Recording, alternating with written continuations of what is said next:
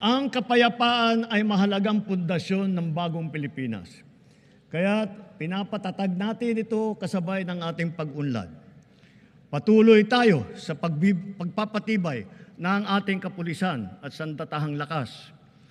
Ang mga armamento, sasakyan, pandigma at sandata ng ating kapulisan at sandatahang lakas ay patuloy na dadagdagan, angkop sa layuning modernisasyon at komprehensibong pagtanggol ng ating kapuluan. Ang libo-libong mga nag-alsa dati laban sa pamahalaan, nagbagong buhay na at nagbabalik loob na. Tinataguyod natin kasama ang kanilang pamilya.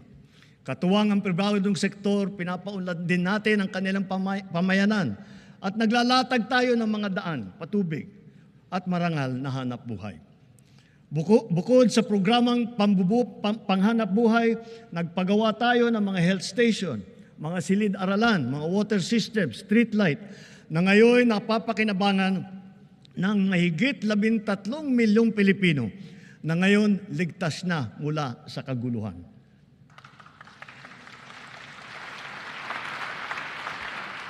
At sa wakas, wala na ring nalalabing grupong gerilya sa bansa. Titiyakin ng pamahalaan na wala nang mabubuo muli.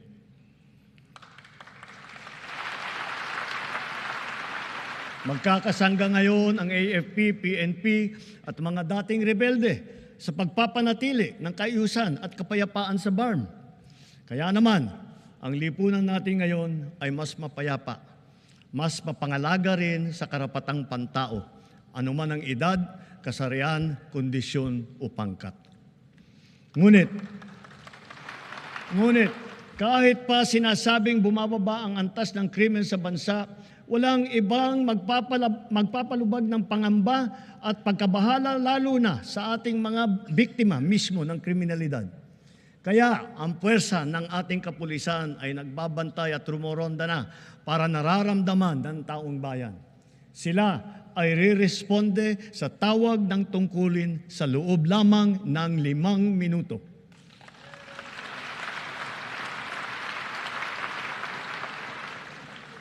Nagtutulungan ang buong pamahalaan para lutasin ang mga kaso ng mga nawawala dahil sa walang pakundangang kagagawan ng mga sindikato sa likod ng madilim na mundo ng mga sabungan. Hahabulin at pananagutin natin ang mga utak at mga sangkot, civilian man o opisyal.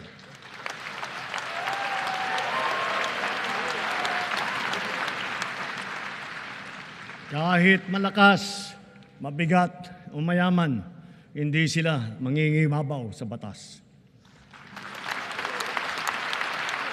Higit sa lahat, ipararamdam natin sa mga salarin ang bigat ng parusa sa karumal-dumal na krimen ng mga ito. Sa mga isinagawang pagsakote sa mga bodega at laboratorio at takang pagpasok, halos 83 bilyong pisong halaga ng droga ang nakumpiska na.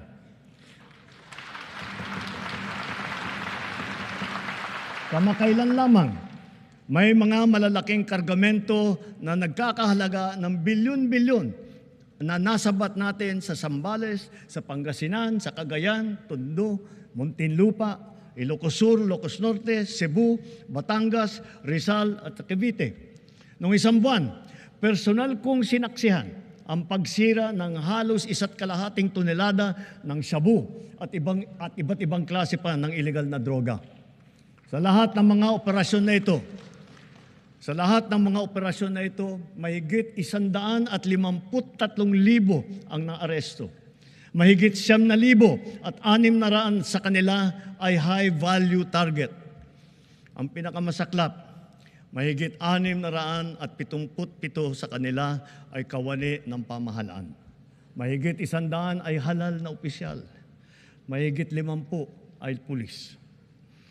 Sa 3 taon lamang, halos mapantayan na ang kabuuang huli nung nakaraang administrasyon.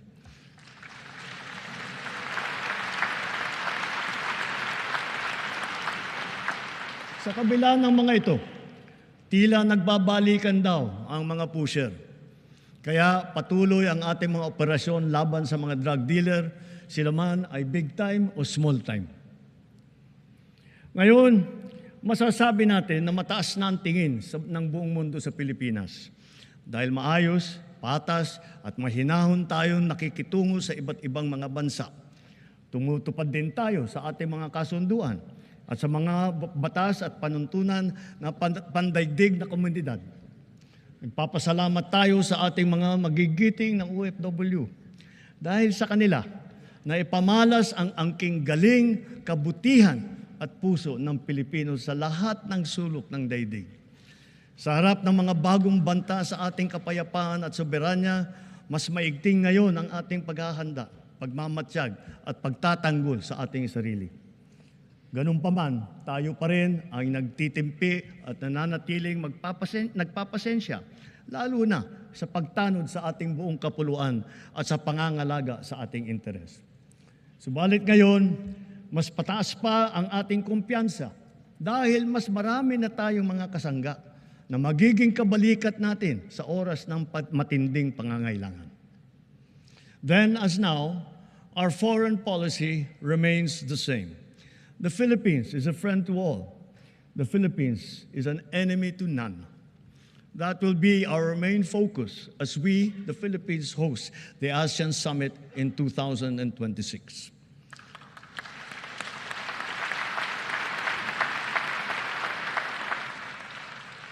Para sa ating mga Pilipino, malayo man, malapit din, kasing sidhi ang paglingap natin sa ating mga kababayang nasa ibang bansa, lalo na ang nasa panganib at nagdadaan sa matinding pagsubok. Hindi po biro at sadyang mapanganib ang hanap buhay ng ating tripulante. Ang trahedya na sinapit nila sa kamay ng mga rebeldeng Houthi ay isang halimbawa.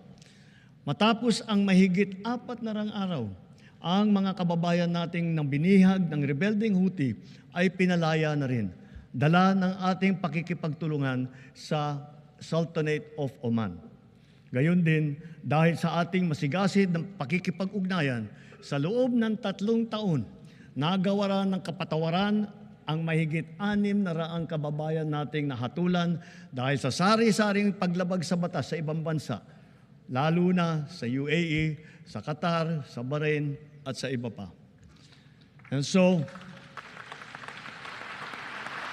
for their crucial and most beneficent sovereign intervention, I personally convey the entire nation's sincerest gratitude to the Sultanate of Oman, the United Arab Emirates, the State of Qatar, the Kingdom of Bahrain, the State of Kuwait, and to all the leaders of various countries that have granted clemency and have shown kindness to our beleaguered compatriots.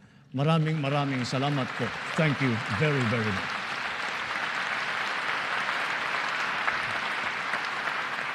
Masigasig din ang ating paghahanda at pagmamatyag laban sa banta ng sakuna at kalamidad, lalo na sa bagong normal at nagbabagong klima na nagbubugso na panahon. Ngayong Hulyo, 4 na bagyo na ang dumaan sa atin. Sabi ng Pag-asa, mga 12 pa ang nagbabantang papasok sa bansa hanggang Disyembre. Sa 24 nating aktibong bulkan sa bansa, 4 ang kasalukuyang nag-aalboroto, lalo na ang Kanloon sa Negros. Hindi tayo dapat tumigil sa ating mga ginagawang paghahanda dahil ang banta ay patuloy na naririyan. Dapat ay maging likas at automatic na ang mga wastong gawi sa tuwing may sakuna. Dahil sunod-sunod ang mga sakuna. Lalo na ang bagyo, mahalagang itanim ang prinsipyo na continuous improvement kung saan tayo ay natututo sa palaging humuhusay at sa bawat karanasan. Nareremedyohan kung saan tayo nagkulang at saan natin dapat galingan pa. Kasama ng mga mahalagang infrastruktura, dadagdagan pa natin ang mga makabagong evacuation center ng ating naipatayo na. Hindi na dapat pang gamitin bilang evacuation center ang ating mga paaralan.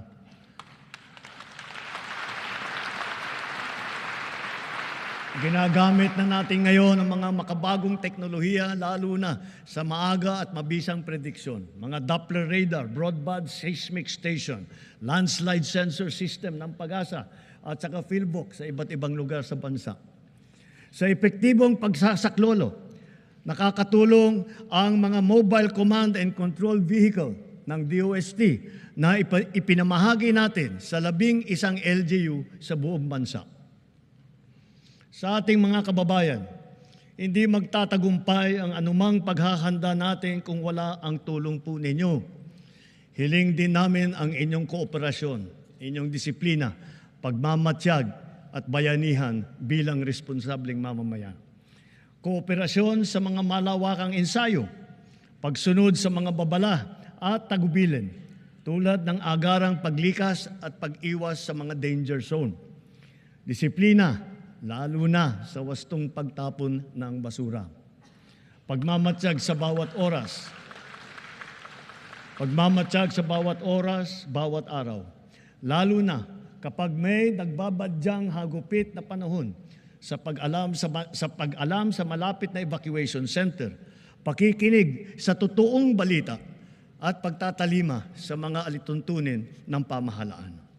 Higit sa lahat, bayanihan sa pagdadamayan at pagtutulungan, lalo na sa mga nasalanta nating kapwa. Mahirap man, kailangan natin itong gawin.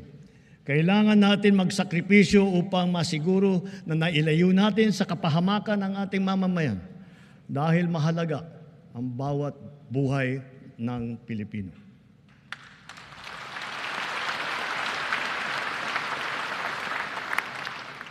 Kamakailan lamang, nag-inspeksyon ako sa naging epekto ng habagat ng bagyong Krising, Dante at Emong. Kitang-kita ko na maraming proyekto para sa flood control ay palpak at gumuho. At yung iba, guni-guni lang. Huwag na po tayong magkunwari. Alam naman ng buong madla na nagkakaraket sa mga proyekto.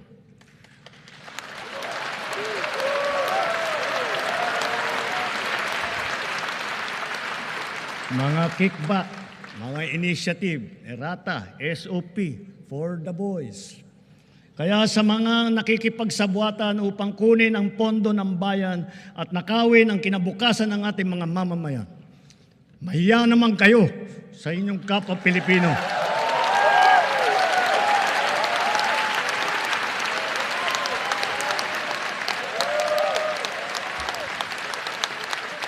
Mahiya naman kayo sa mga kabahayan nating naanod o nalubog sa mga pagbaha. Mahiya naman kayo, lalo sa mga anak natin na magmamana sa mga utang na ginawa ninyo nang binulsan nyo lang ang pera.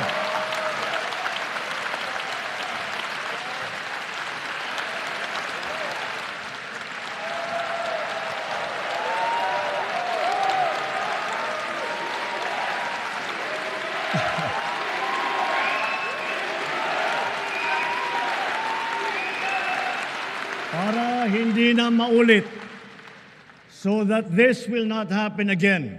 First, the DPWH will immediately submit to me a list of all flood control projects from every region that were started or completed in the last 3 years.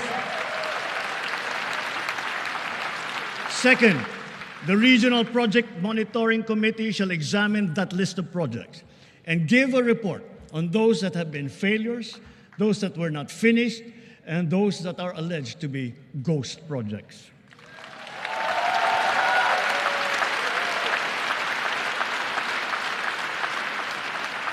And third, we will publish this list.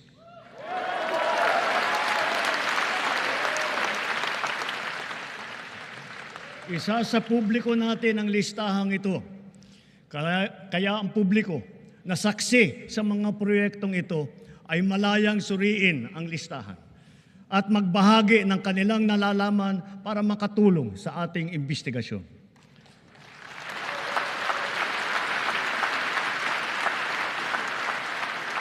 At the same time, there will be an audit and performance review regarding these projects to check, to make sure, and to know how your money was spent.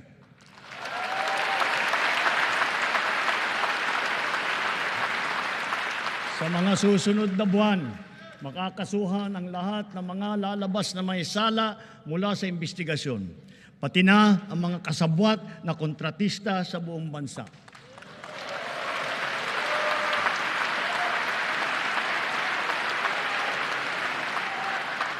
Kailangan malaman ng taong bayan ang buong katotohanan. Kailangang may managot sa naging matinding pinsala at katiwalian.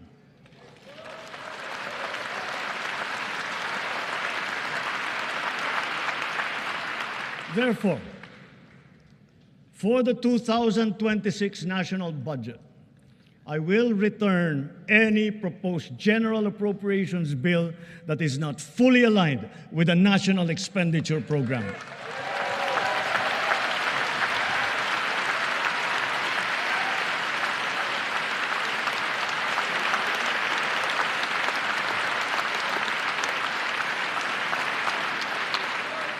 And further, I am willing to do this even if we end up with a reenacted budget. Hindi ko aaprubahan ang kahit anong budget na hindi alinsunod sa plano ng gobyerno para sa sambayanang Pilipino. Mga kababayan, sa paghantong natin sa kalahati ng termino ng administrasyon, susuong tayo sa susunod na 3 taon. Dala-dala sa aking puso ang mga leksyon na natutunan ko mismo mula sa inyo. Ito ang nagbibigay sa akin ng bago at pinag-iba yung gana sa trabaho, sigla sa serbisyo at dedikasyon sa Pilipino.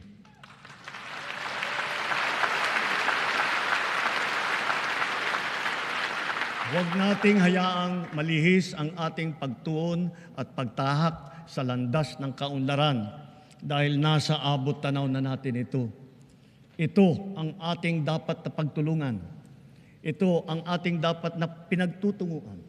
At kayang-kaya nating ito marating at maisakatuparan.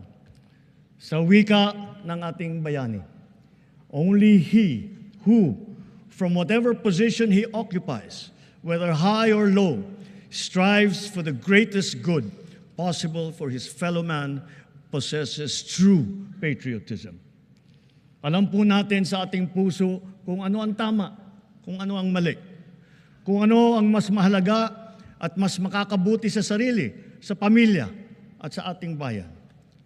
Sa mga matitinding hamon na binabato at hinaharang ng ating mundo ngayon, nasa likod ninyo ang pamahalaan. At huwag tayong matakot. Huwag tayong titiklop. Huwag tayong mawawalan ng pag-asa. Dahil ang Pilipino ay likas na matapang, magaling, masipag, matibay, at mabuti.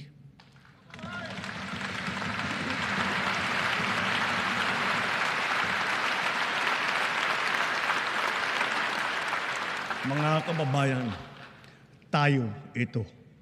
Tayo ang bagong Pilipino.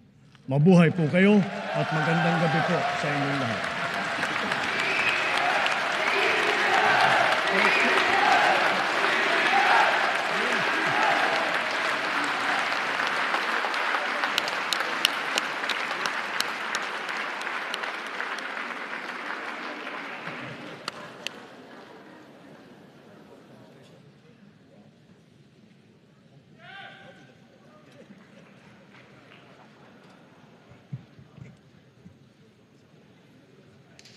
On the part of the Senate, the joint session is hereby adjourned. On the part of the House of Representatives, the joint session is adjourned.